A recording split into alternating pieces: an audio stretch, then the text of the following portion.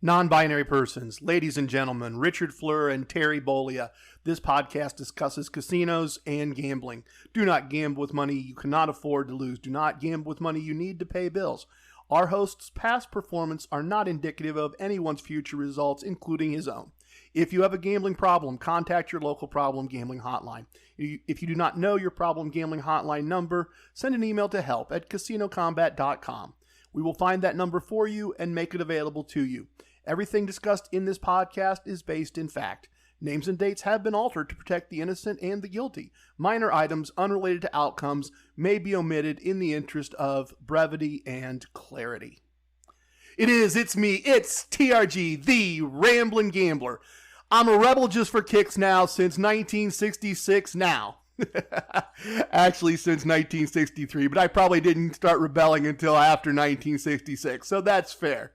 Welcome to episode 63 of our Casino Combat podcast. If you are just joining us for the first time, I'm your never so humble but always humbled by the kindness of my listeners host, TRG. Thank you for taking some time to join me today. We have a very straightforward episode on hand, a very, very simple battle plan. We are going to start with a moment of casino wisdom and revisit casino wisdom number 19 from a different point of view. We are going to do a core concept segment, spelling combat and concepts with a K for fiduciary reasons, as always.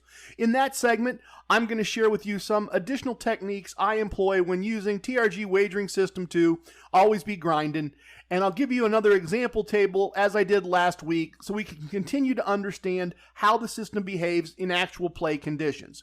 As always, we will have a travel segment to discuss the week's results, and virtual drinks in the virtual VIP lounge with a story about a time I intentionally played blackjack as poorly as possible to make a point. Before I get those segments started, Guardian and the Jet did not check in this week, but we do have a couple of things going on in the Casino Combat galaxy. First up, for the second episode in a row, it is my privilege and honor to inform you that after extensive effort and research, Aussie Alba is 7th to the ring and the newest member of the Casino Combat Inner Circle. One Sunday morning, you may recall, I've told this story before, I did some gambling at Caesar's Palace in Las Vegas with someone from Australia who was in town as he always was once a year.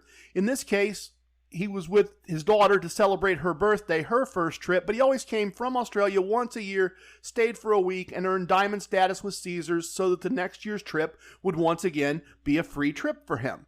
A very Casino Combat approach to casino gambling. You may recall that after a fun morning, he and I parted ways so I could take Mrs. TRG to brunch, and as we left, he told me I was a right good mate. It's a memory I've always kept and cherished, that making of friends from across the globe by virtue of gambling. And I recount that because Aussie Alba and I have very much become mates, as he would say, as he researched and studied to figure out gambling in North America enough to figure out where my home casino was and to join the inner circle. And it's a lot of fun to get notes from him when I check my email in the morning. It's kind of become an ongoing dialogue between us and in a relationship that I'm really enjoying having. He claims that he's learning from me, and he very generously went to anchor.fm/casino combat and used the support button to make a donation to the podcast, which I very much appreciate, obviously.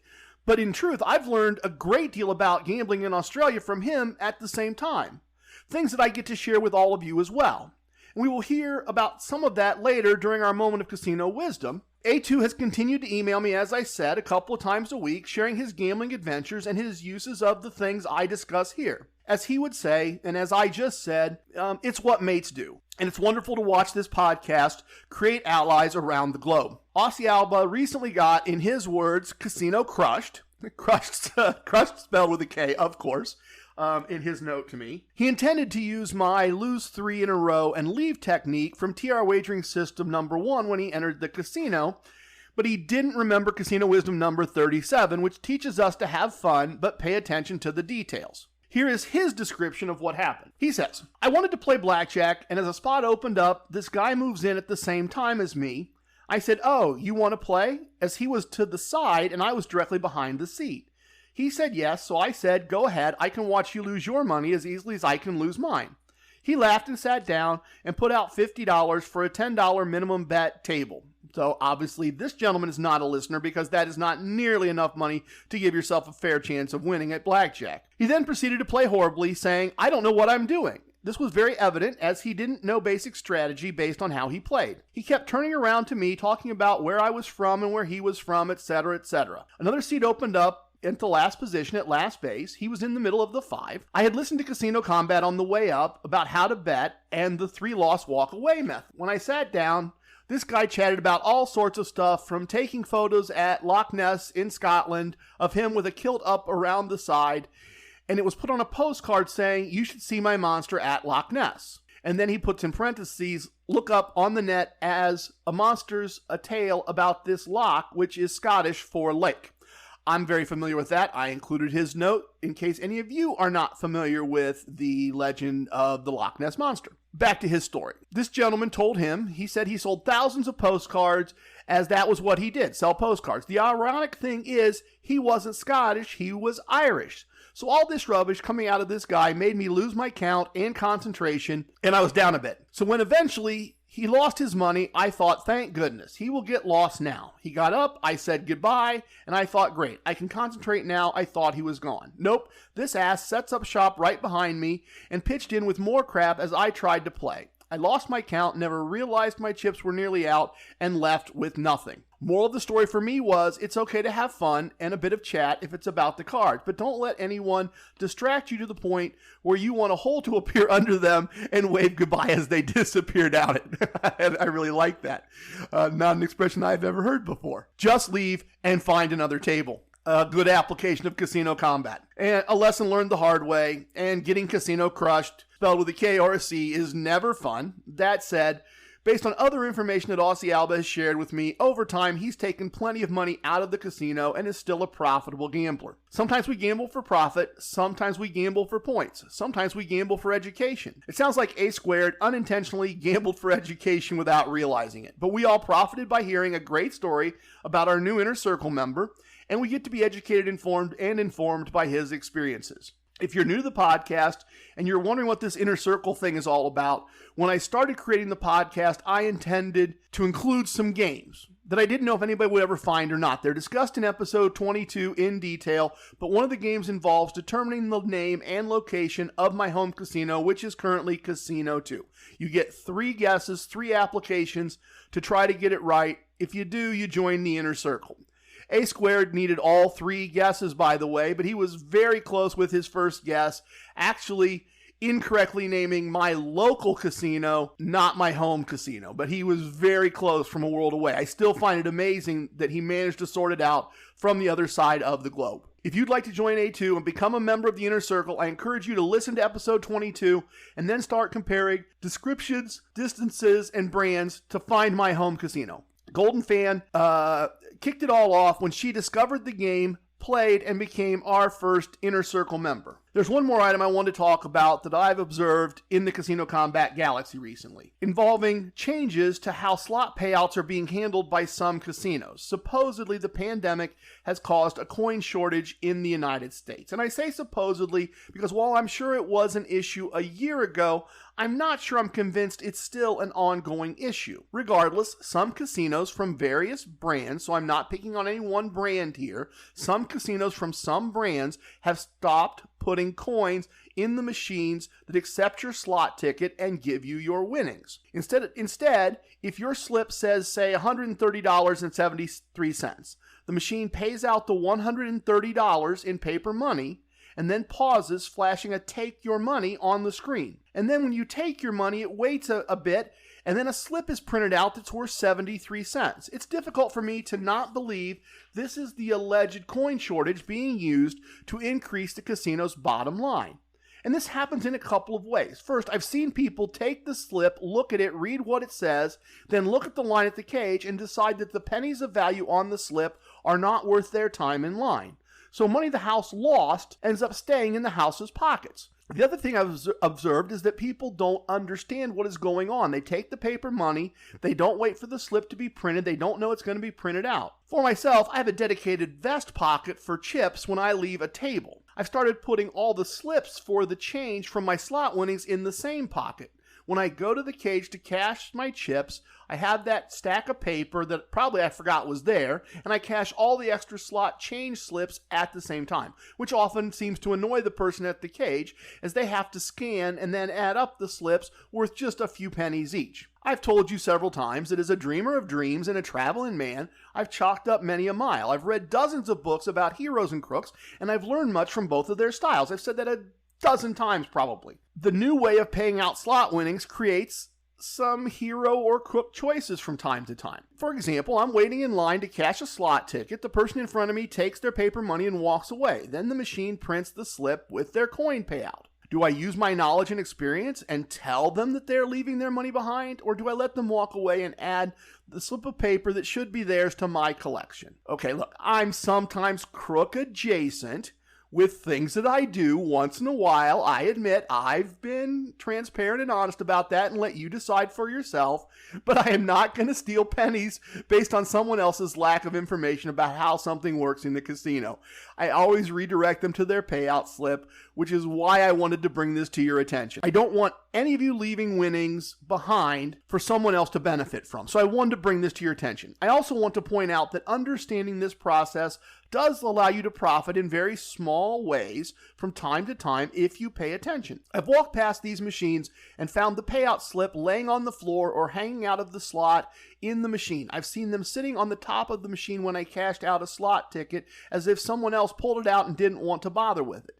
If there's no way to find out the owners of these, if there's no way to have any thought on who owns them, I see nothing wrong with adding those slips to my own and cashing them in. If the choice is either the casino keeps the money someone else won or I keep the money someone else won, in my mind, I'm being a hero and taking the house's money. That's how I see that one. As always, when it's a hero crook thing, if you make another choice, I'm not going to blame you. And if you see me in a different way, I'm not going to object to how you classify that. That's a you choice, not a me choice. I guess, okay, one more thing. I told you one more thing. Let me give you one more thing. Kind of off the top of my head and off script. I'll get to our moment of casino wisdom in just a minute. I'll get there in a second. I hadn't intended to do this, but I've been thinking about something, and I just got a note before we started the podcast from Inner Circle member the Leatherneck Hustler 6 to the Ring that lines up with what I've been thinking, so I'm just going to go ahead and do this.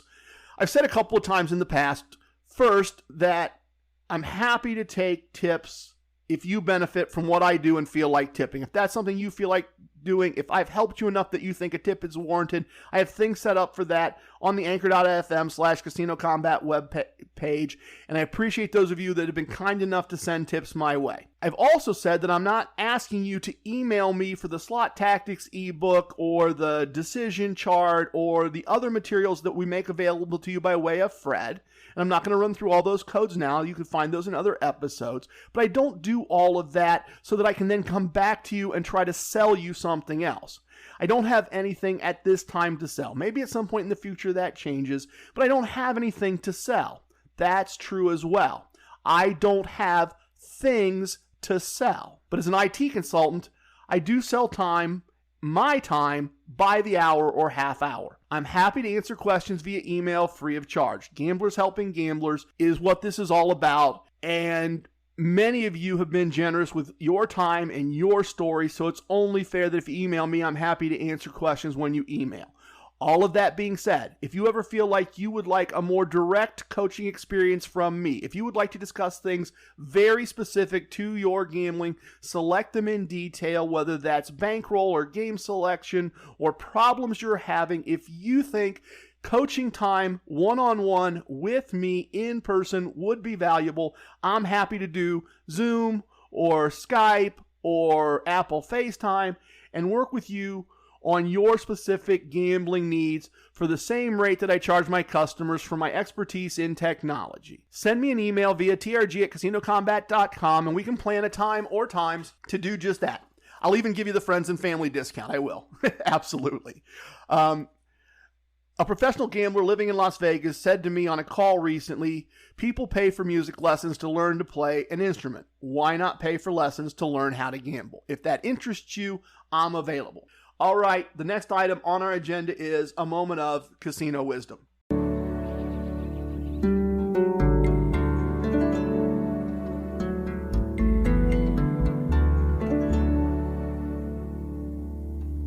Casino wisdom number 19 teaches us that if you have a choice, pick the better reward system for you. I've learned from Aussie Alba that choice isn't always an option. He lives in a state in Australia roughly half the size of the United States, and there's exactly one casino in the state, which means he is stuck with that reward system. He also shared with me that because the casino has basically a monopoly on gambling, the reward system is not very generous. Not a lot of comps are handed out. He shared the details of the system with me. It forces you to earn status every 6 months as my home casino does, and it looks tough from what he sent me. It looks like a system where you're not earning tiers very easily, where you're not advancing very far, and apparently they're not handing out a lot of goodies, which is another aspect of having A Squared as a regular part of our squad. The points and comps portion of the casino combat process, system, method, whatever, it doesn't really work for him in that sense. Yet he is a regular listener, the biggest listener I have in Australia. From what he's told me, sometimes listens to episodes multiple times. I'm really grateful that he finds value in the other aspects of what I talk about. For those of you who do have choices, unlike Aussie Alba, I'm going to give you some... For those of you who do have choices, unlike Aussie Alba, I wanted to talk about understanding and comparing reward systems as part of selecting a casino, or in some cases, how you approach spending and gambling in a casino. I'm going to give you some examples as illustrations, but to do this for yourself, you need to look at each casino's reward system in detail to really understand it. This is another set of those numbers that you need to know if you're going to follow the most important of the casino wisdoms, number 99. If you don't know your numbers, you don't know your gambling. These are other numbers you need to know, in my opinion.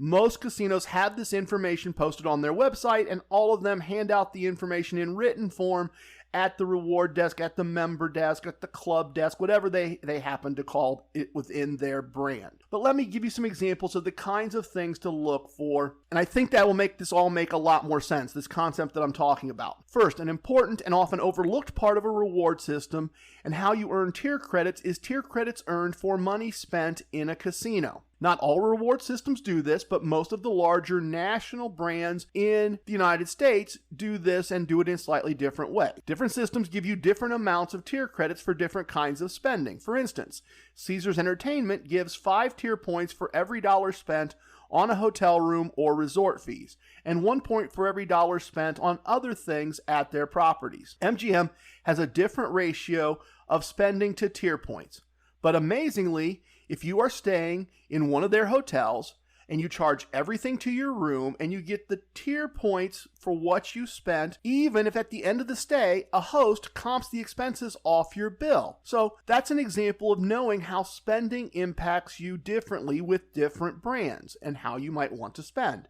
If you're in a place like Las Vegas, Tunica, or Atlantic City, and you have both of those brands very near each other in those cities, understanding these differences could be a big factor in deciding where you stay, where you dine, and where you gamble. With a reward system that gives tier points for money spent, it's important to not only know points can be earned that way, but be sure to present your player's card when buying anything. For example, many years ago, I bought, back when it was a big deal to have an MP3 player, I bought an MP3 player in the mall at Caesars Palace in Las Vegas with money I'd won in the casino. I don't get to Las Vegas often enough to worry much about tier points, but the clerk prompted me for my card at checkout, and the points added were actually enough to move me up to tier 2 in the reward system. It was a level up that didn't matter. Doesn't matter at all because I wasn't in Las Vegas again to use the benefits, but it illustrates the point. It's a good idea to understand if a reward system gives points for money spent and to spend accordingly and present your card if you do. If you're going to buy something anyway and you can buy it from the casino for the same price and earn points doing it, why not buy it from the casino? That just seems to make sense to me. Obviously, another way that we earn tier credits is by gambling. But again, the details of how that is handled vary from brand to brand. Let me illustrate this using my local casino and Casino One as 2 brands to compare. I'm going to use those 2 properties because each of them is a local brand to me with no national affiliation. When comparing reward systems, an easy way to compare how gambling points are awarded without actually gambling, is to look at how slot points are handled. This will be in the written materials. At my local casino, you receive 3 tier points for each dollar gambled in a slot machine. And to move from tier 1 to tier 2, you need to earn 10,000 tier points. So at $3 per dollar gambled, that's pretty easy math. If we divide 10,000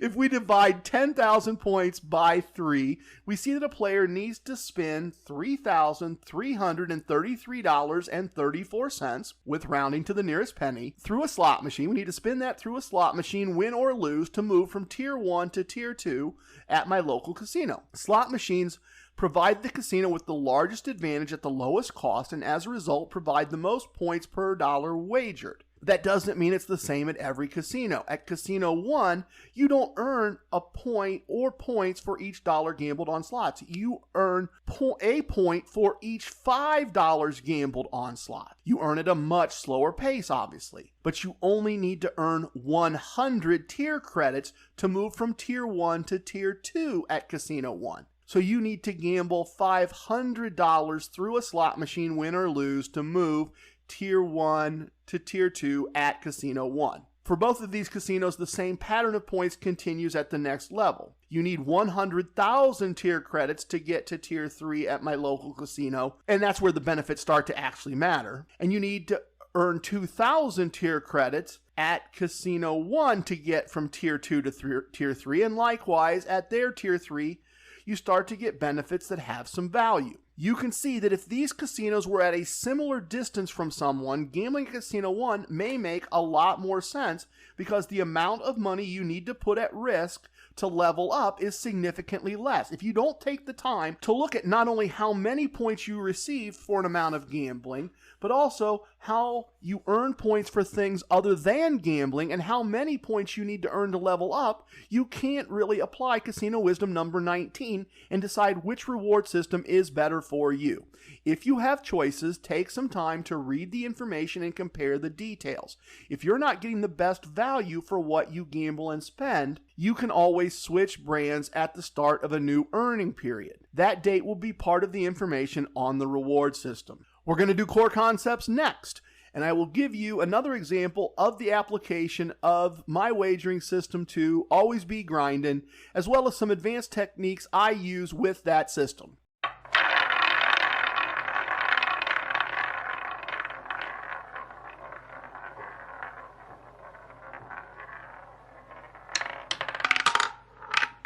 Last week in episode 62, I taught you TRG Wagering System 2, Always Be Grindin', and used a computer blackjack simulator to demo how the wagering system plays.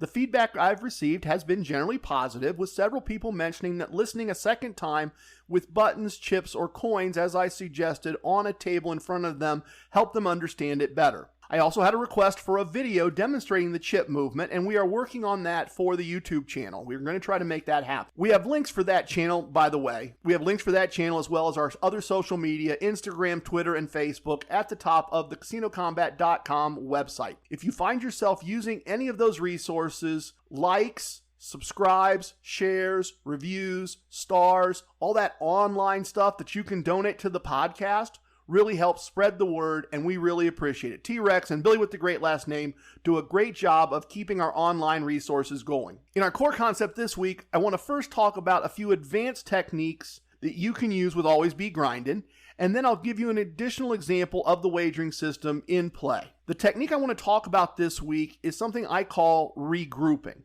I know nothing about actual fighting or combat techniques beyond those taught by a good game of Risk. But in a sense, regrouping is based, the label regrouping is based off the concept of sometimes needing to retreat, rethink, and regroup a team to start something again or continue something. As such, there are a variety of ways I regroup when using Always Be Grindin' in an actual casino setting. One example would be if I've won 4 or 5 units over the course of a shoe and then lost the last 3 hands of a shoe. If I'm not ready to leave the table, and that's neither a positive nor a negative exit in the way I gamble, and especially if I just started or if I'm gambling with my wife or a friend, I probably don't want to start the next shoe roughly halfway to a negative exit. In these situations, I'll regroup by taking 3 units off the win stack and adding them to the play stack to start the new shoe. Another way I use this technique is when Mrs.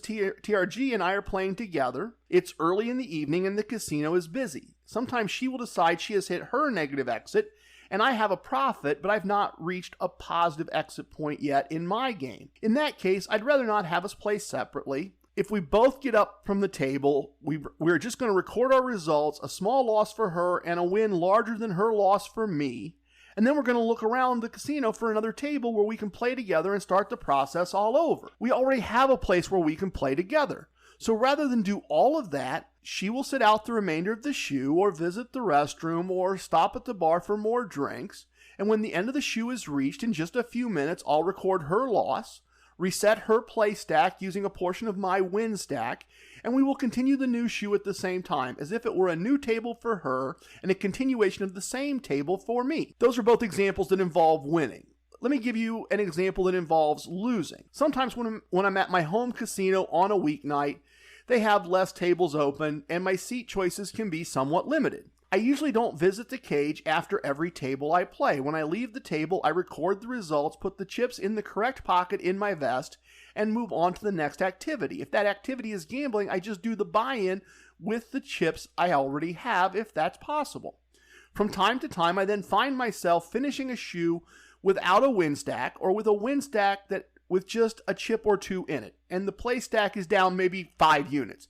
Usually because of a split or a double not winning right at the end of the shoe. That's when I find myself doing this. It's not that the shoe is going bad, it's that right at the end of the shoe, I had some additional money at risk and I didn't win money. Particularly if I've had a winning evening to that point, I'll move the chips from the win stack over. I'll record the loss while the shoe is being shuffled and add chips from my pocket to the play stack to completely rebuild it. If you start a shoe with a play stack of only 5 units instead of 10 and a commitment to only losing 7 units total, you're not giving yourself much of a chance for success. You're almost better off taking the very small loss and ending your evening if you're going to attempt to come back from that loss with just 2 units. Regrouping in this situation gives you a reasonable chance of winning back what is really just a minor 3-unit loss. So that's regrouping. TRG Wagering System 2 is intended to keep you at a table gambling when your casino or table choices are limited. This money management addition to the system works to satisfy that goal, while at the same time accurately recording your losses and your buy-ins, or your wins and your buy-in. I'm going to do this week's play demonstration of the wagering system the same way I did last week's demonstration. I have chips set up with a play stack of $25 chips, and I have extra chips to build a win stack with. To create organic results that resemble real casino results as closely as possible, I have a second computer running a blackjack app that is set up to match the rules at my home casino, Casino 2. The app will play the hand of 4 other players at the virtual table with me. At this moment, none of us know what the results will be. I'm simply going to play, move the chips, and record the results as part of the script to do the podcast. Here goes. My first hand was a hard 15. And I stood against a dealer's 5 and then lost to a 4-card 21. So that's 1 unit, $10 lost, and the next bet is $10 from the $90 stack, which becomes $80. My next hand is a blackjack, and the dealer has a 5, so I receive a 3-2 payout of $15. After rebuilding the play stack back to 10 units, my abacus says I have 1 chip or $5 to use to start my win stack. The conditions for starting a positive progression in TRG Wagering System 2 is winning 2 hands in a row and adding chips to the win stack. Although I added chips to the win stack, I did not win 2 hands in a row, so the next bet is still just $10. The play stack is $90 and the win stack sits at $5. I was dealt a 2-card 20 against a dealer's 10 and the dealer had an 8 under, so that is a win for me, which goes in the win stack. That is 2 wins in a row. We added chips to the win stack. So half of my original bet, $5, is added to my bet from the win stack. So the play stack stays at $90, the win stack sits at $10, and the bet on the next hand is $15. I started with an ace and a 4 for 5 or 15 and drew an 8 for 13 to stand. The dealer drew a 4-card 18 and I lost, ending the progressive wagering sequence and returning my bet for the next hand to $10 with an $80 play stack and the win stack sitting at $10. Next hand, I stood on 14 with a dealer showing a 5. The dealer again drew a 4-card 18 and I lost. So the win stack is unchanged. The play stack now sits at $70 and the bet is still $10. I received a 2-card 19 and the dealer has a 6 showing. The dealer drew and busted. So I win and my bet and the money I won rebuild the play stack so I can use my abacus, use my play stack as my abacus to make the next bet. I won after losing, and my play stack is short 1 unit at $90, so I need to start the negative side of the wagering system by making a 2-unit or $20 bet. I received a 2-card 20, and the dealer had a 3 showing and busted, so I win $20. When I rebuild my play stack, I have an extra $10 that goes in the win stack. That's 2 wins in a row, and the money added to the win stack, so that switches us from regressive wagering to the progressive part of the system, and we're making progressive wagers now.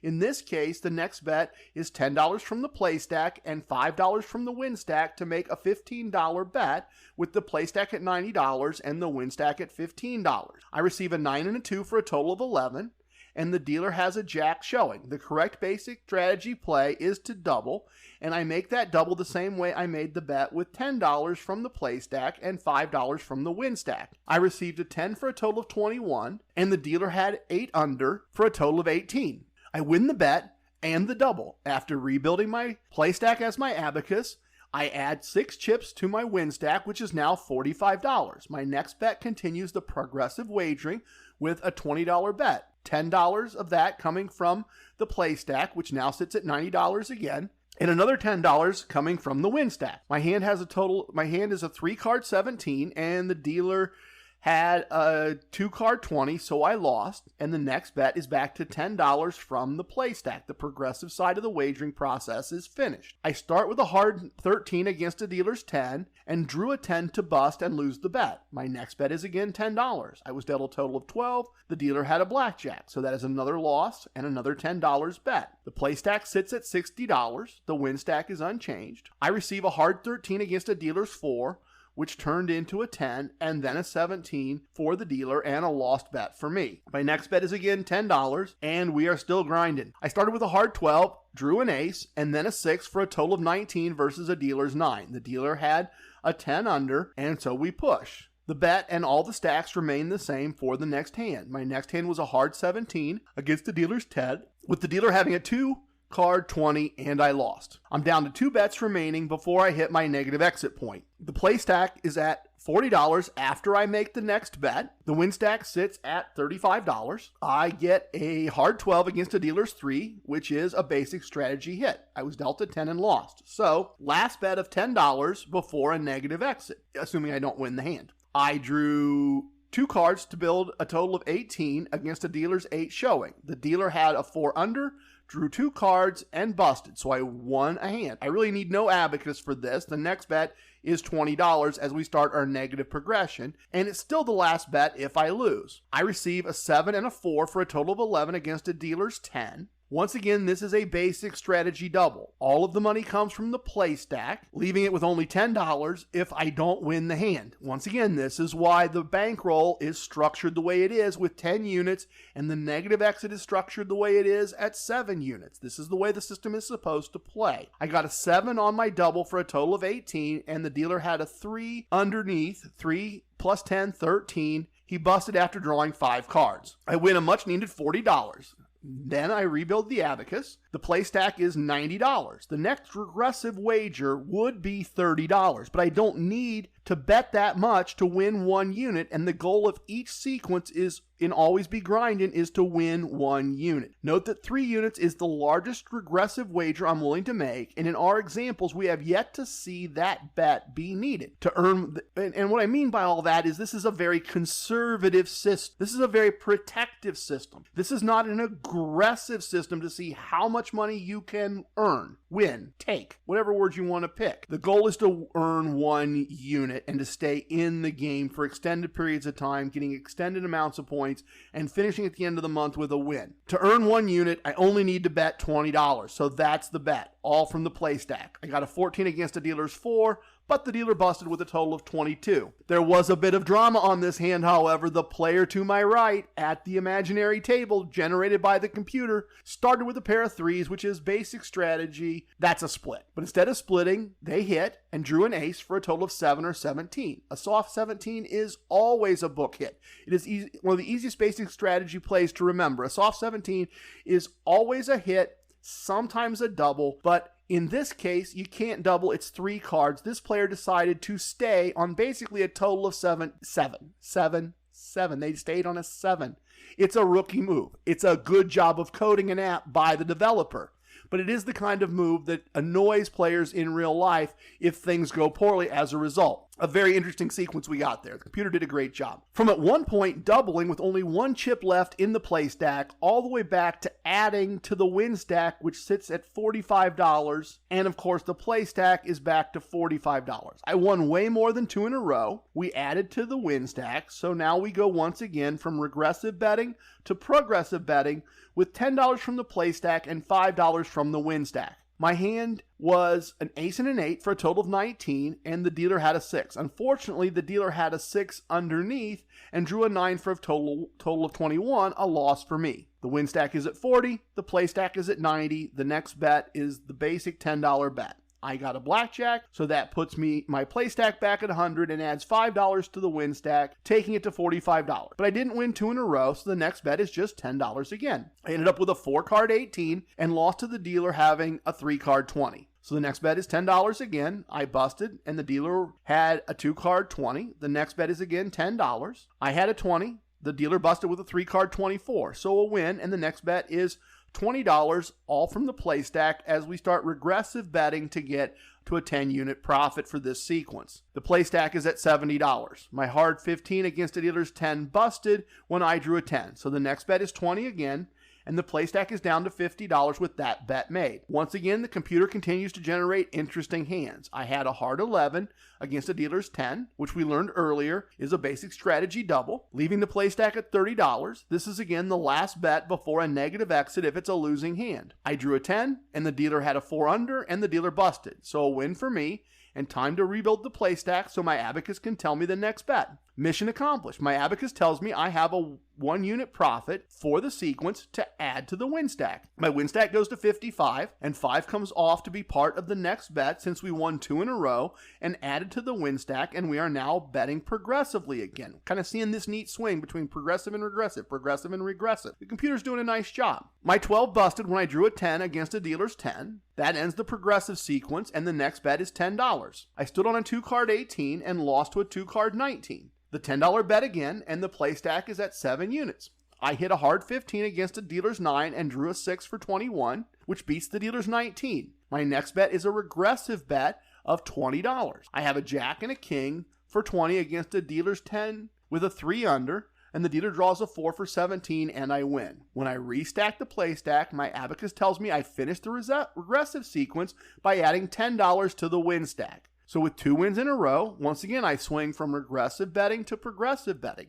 That's $10 from my play stack and 5 from the win stack. The play stack is at 90, the win stack is at 55. I had a 4-card 17, and the dealer had the same hand with 2 cards, so a push, and nothing in any of our stacks changes. I have an ace and a 5, which is 6 or 16, and the dealer has a 9. I hit and get a 2. So I have a soft 18 against a 9, the toughest hand in blackjack in my opinion. Basic strategy says that's a hit. I get a 5 for 13 and have to hit that, and then I get a 10 and I bust, so I lost. The progressive sequence ends and the next bet is $10. I lose standing on 19 versus a 10 showing because the dealer has 20 when he reveals his hand. Next bet, $10, and that leaves the remaining play stack at $70. My 2-card 17 loses to a dealer blackjack. My next bet is $10. I have 15 against the dealer's 8. I draw and bust to lose the hand. The next bet, $10 again.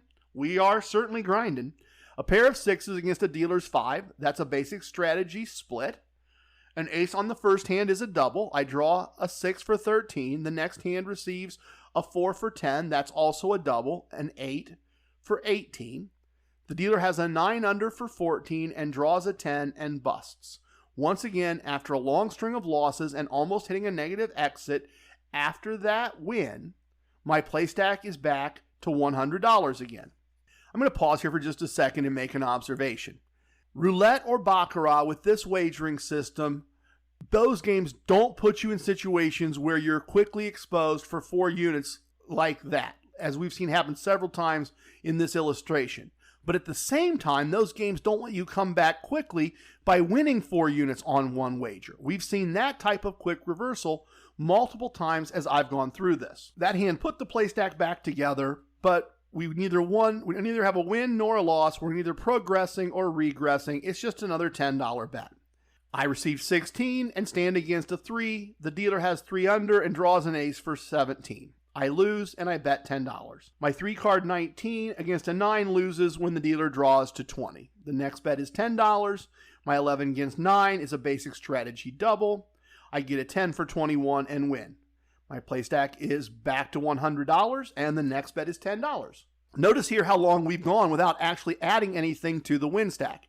This system is intended to keep you in the game for long periods of time. I have 16, stand against a 2, the dealer builds a 4-card 20, and I lose. My next bet is $10.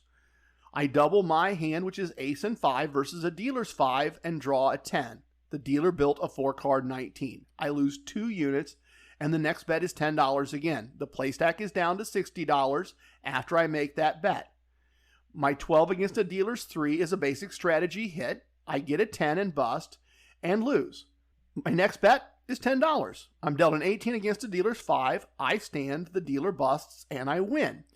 So after losing and then winning a hand, I start regressive wagering with that win after many losses. And my next bet is $20, all from the win stack. I have a 13 against a dealer's 4 showing. The dealer builds a 3-card 19, and I lose.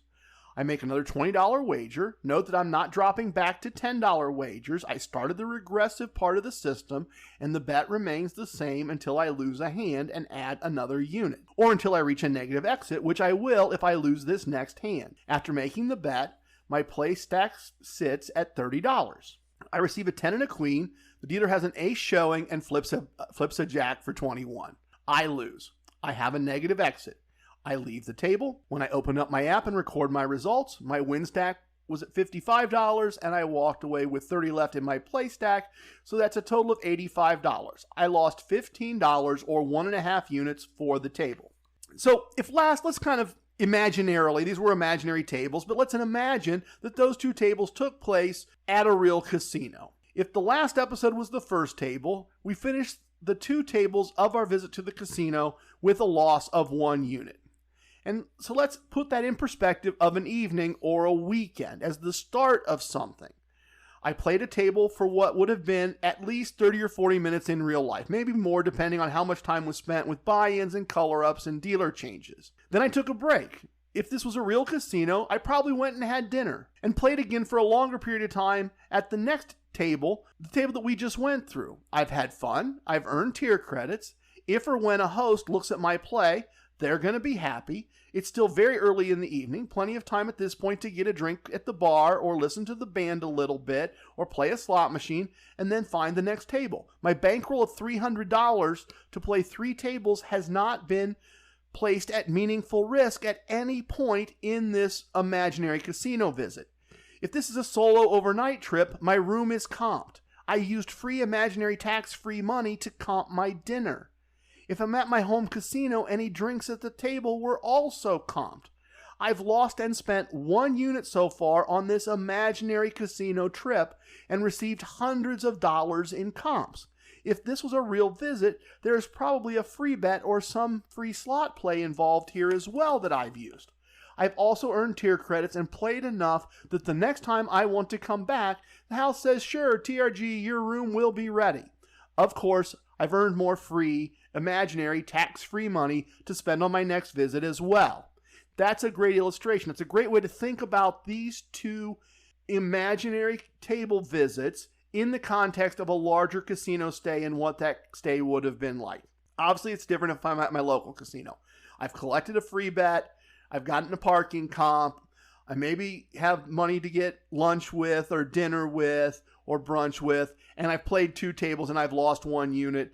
And I'm now at this point You know, remember the house's advantage, infinite time, infinite money. If those imaginary tables had been done at my local casino, I'm just looking for the next casino. No, I'm looking for the next table. I'm not looking at the next casino. That was poorly written. Okay, if you're ready, the travel segment is next. Let's find out how things went last week and what my results were.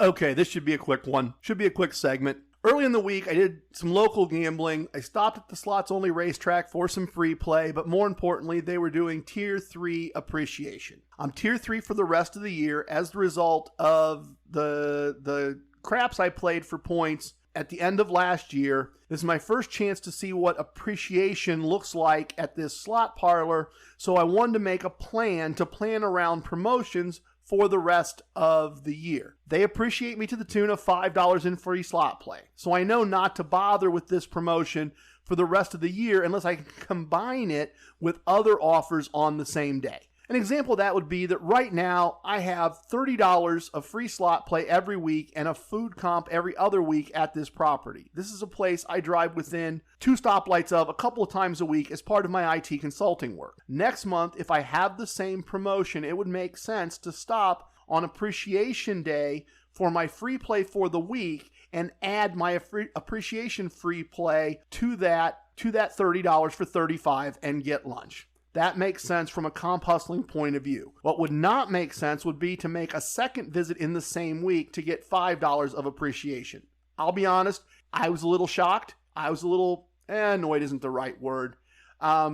This casino brand with their 2 casinos, 1 full service and 1 slot parlor, I often say to Gabriel, they live down to my expectations. I have low expectations and they never fail to be lower than the low level I expect them to be in how they treat guests. Once again, if you're doing appreciation for me and you think $5 in appreciation isn't an insult, we just have a disconnect there. We have a real disconnect there. Back on topic. Since I'd finished work for the day, it was mystery gift day at my local casino. I stopped there to get a mystery gift. Hoped I'd see Gabriel. I didn't. You know, mystery gift usually means we got extra stuff that we didn't give away the first time it was the official gift. So now come take the other stuff off our hands. Come get another something that we already gave away and had extra of. I was actually pretty happy with the gift, which was in addition to a free bet and a parking comp. I got an emergency roadside car kit. I'd got one of those a couple months ago and appreciate having it in the back of my SUV. It's a very complete set, including decent jumper cables and some hand tools. It's a nice thing to have in the car. It doesn't take up much room. It's well put together. And side note, unrelated to anything, it's not kind of unrelated to anything. I recently decided I was putting too many miles on my SUV, which is officially my work vehicle. And with the long casino trips, the longer trips Mrs. TRG and I have been taking, now that we're back to working again and using the vehicle for work, I'm putting too many miles on it. I sold a car I had in storage to my youngest son, and then I picked up a used car that Gabriel and I are calling the TRG Mobile, just as a toy to take casino trips on. I kind of turned an asset that was in storage into something my son's been wanting to buy for a while. And then I turned that money into a vehicle that is good for driving and having fun in. I may post some pictures on Instagram. I don't want to turn that into a thing necessarily. But the point is, I made a mental note that with this used car that I really don't know the whole history of, I wanted to move the emergency roadside kit from the SUV to that car for trips out of town that we make with the car. Now I have a kit in each car, and I don't have to worry about remembering to do that before and after each trip. From a gambling point of view, the blackjack was great. I played one very, very hot shoe. I not only won enough hands in a row to reach a 2.5 unit progressive wager. We haven't seen anything nearly that big in the examples we've done, but I won that 2.5 unit bet and then made the same bet again because I was at that level, doubled it and won again. And then the hand after that was also a double at that level, and I won that again. So it was a very, very hot table. I just won and won and won and won. Things went really cold to start the next shoe, and I just quickly lost 3 hands and protected my win and left the table with a very nice profit. And I took half of what I had won and decided that would make good money to fund my education with some more gambling at a craps table, and didn't play very long, actually. The shooter right before me did well, And then I also did well, and I left the building with a nice profit for the day and put some money in the bank. We were having work done on our house last weekend, and that was my only gambling for the week. So I finished with a profit after expenses of just over 2 days' pay for the week. Not a bad week at all. For as little gambling as I did, really kind of a nice profit. Our next segment will, as always, be our final segment, and we will be in the virtual VIP lounge, and an interesting story for you when we get there next. A little bit of the bubbly. Thanks for joining me in the Casino Combat Virtual VIP Lounge, where we have virtually the best of everything virtually all the time. If you have not visited before, hanging around real VIP lounges in real casinos is one of my favorite things to do. It's amazing how often I have friends there I've met in the past, and meeting new friends and swapping stories is a standard part of the experience. So today's going to be a root beer day for me, but it is a locally bottled, handcrafted root beer, an excellent root beer. I hope you will pour something for yourself and join me for a drink as I share this story. I want to set the stage on this one with some items mostly unrelated to the gambling part of the story, but they're gambling adjacent. I did play some really horrible blackjack on purpose, but how we got to that point offers what I think is an interesting perspective on how people who don't gamble, or who don't gamble at a high enough level to get comped and do the comp hustle, see things differently from people who do gamble, or those of us who do gamble and understand that there's ways to win besides just winning money. And this is also a bit of perspective, I guess, on how Mrs. TRG has been a bit spoiled over time by this thing. She's gotten used to it. She now sees it from the gambler point of view, to the point that she makes decisions that don't necessarily make sense to her sisters who don't gamble. So I'm going to give you that background. Probably about 10 years ago, when I was going to Casino One almost every week, Bubba invited myself and Mrs. TRG to see Rick Springfield perform. Our hotel room would be comped. We'd be seated in a VIP section with waitresses supplying free food and free drinks during the show. Don't know how familiar you are with Rick Springfield's music. He didn't have, in my opinion, a huge musical career. His hits were Jesse's Girl and Don't Talk to Strangers, but he had a decent career as an actor with a long run on a soap opera that Mrs. TRG watched growing up. At this point, our children were almost adults, 2 in high school and driving, 1 in junior high. They were more than capable of taking care of themselves on a summer Saturday if the two of us took an overnight trip just a couple hours away. Given all of that, I was surprised, I really was, when Mrs. TRG heard about the invitation and said she wasn't interested in going. But I wasn't ever a huge Mr. Springfield fan. I'm never a big fan of his, so it wasn't a big deal to me, and I didn't accept Bubba's invitation. And this is where the difference in perspective comes into play. Later, a couple of weeks before the concert, my wife is talking on the phone with her older sister.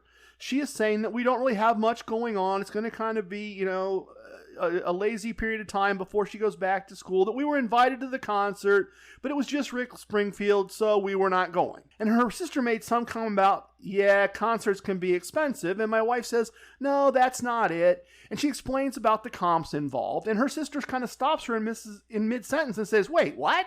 What? They're giving you a free concert and a free hotel room and VIP seats with free drinks and free food, and you're not going? Are you nuts? Why wouldn't you do that? Who cares if he only had a few hits? Why wouldn't you go?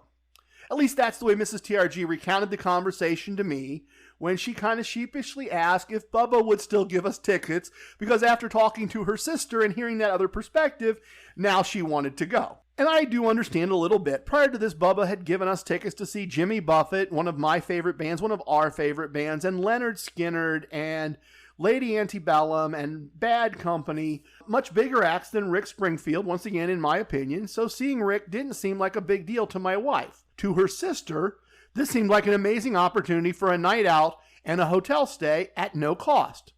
A gambler's perspective versus a non-gambler's perspective, as I said. Bubba took care of us. We went 2 hours south and east to see the show. Casino One is a small resort and casino kind of in the middle of nowhere at a horse race track. Honestly, other than a gentleman's club across the street, the next closest business is a Subway, it's a sandwich shop, for those of you not familiar, and a dollar store about a mile away. As a result, they really overdid the VIP treatment for this concert. Between the hotel and the concert venue was about 2 football fields of parking lot, roughly that size. If you took 2 football fields and put them side by side, not end to end, that's about the difference involved. It would have been an easy walk on a summer evening. Wouldn't have been any big deal. Instead, we were driven by a suit-wearing driver in a limousine with another couple from the front door of the hotel to the front door of the venue with a special line that allowed us to enter ahead of the line of people waiting to get in. It was completely absurd and unnecessary from my point of view. To extend the absurdity, the limo was stocked with water and beer for this short little drive. Of course, the other couple, experienced casino people I'm sure, tipped the driver right away and asked if he would circle the property a few times so we could all enjoy a beer on our way to the concert. And of course, you know that's exactly what happened. A short walk became a 10 or 15 minute ride around the property so we could slam some Coors Light before going to the concert, which is completely ridiculous because they were more than happy to bring us beers all during the concert. It made no sense. It is a fun, kind of interesting side part of the story. In hindsight, those beers may have influenced my choices later in the evening if I'm being completely honest. The concert was fine. I was amused by the number of older women, and by older women I mean older than me, trying to sneak into the VIP section to get as close as possible to Mr. Springfield. Mrs. TRG got to see him very up close and personal when he danced and sang part of his song on top of one of our tables. As I said, the concert was fine. After the concert, every table in the casino was open as the place filled up quickly with people leaving the concert, which is the point of them having the concert there in the first place, obviously. Mrs. TRG was thrilled when we found a $5 blackjack table, and we sat down together at the last 2 seats at a full table. Despite it being a $5 table, I was playing at what was at that time my normal level. The last thing I intended to do was play smaller and not justify Bubba's very generous last-minute comps. So my bets are between $25 and $110 using a $25 unit and TRG wagering system 1, which is what I was playing at the time, and I'm doing that at this $5 table. A few hands in, I have a $110 bet out, and a clown playing the first spot doubles a 6 against a dealer's 7 and gets a 4 for a total of 10. Of course, the card after that was a good card for him. The card that he should have taken was a 10, and I'm glaring at him because of his stupid play, and his stupid play ruins the hand for everyone and costs me $110. And he sees me glaring at him, and he looks at me, and I'm sorry for the mocking here, I am, but I'm going to use the voice that he used. He looks at me and he says, "What? It's only $5. And I'd like to think I'm older and wiser now, but I'm not sure I am. I did, however, to my credit, use casino wisdom number 6. There was a problem, a big problem. This guy's stupidity had just cost me money. So I found a casino solution. Having lost 3 in a row, I was going to be done anyway, at least until the end of the shoe. I turned my remaining green chips into $5 red chips and started making flat $5 bets. I'm playing the last spot, I'm kind of controlling the game, and anytime I couldn't hurt Mrs. TRG's hand because either she'd busted or she'd received a blackjack or had a solid hand of 20, I would make the most ridiculous plays I could find. I doubled 18 against a dealer's 10. I stood on a total of 5 against a dealer's 8 showing. I split 5s against a dealer's 7. Every time this dude at the end of the table, this fool, would look at me and I would look back at him and I would say, "What? It's only $5. For me, it was only $5. Prior to this, I hadn't played a $5 blackjack table in at least a decade. I doubt I've played a $5 hand since then. He lost his $30 buy-in fairly quickly and left the table very annoyed at me for the way I played. I bought back in. We had a very nice evening, won a decent amount of money once I had implemented my casino solution and gotten the table to a group of decent players. Childish to be sure, a bit over-aggressive perhaps, but fun at the time and a fun story. I still to this day hear his snide, "It's only $5 in my head every time I think about the concert. If you're playing the casino chip game, there are lucky number 7 in this episode. Please, please, please tip your waitresses, tip your bartenders, tip your dealers. If you have a host, tip your host. We'll talk about that at some point in the future about how that's done. But don't tip away your wins. That's the most important part. I have spoken. Everything you heard here is true from a certain point of view. It's time for leaving, and I hope you understand I was born a ramblin' man. Love it, hate it, it don't matter. Please share with your family and friends. Goodbye, everyone.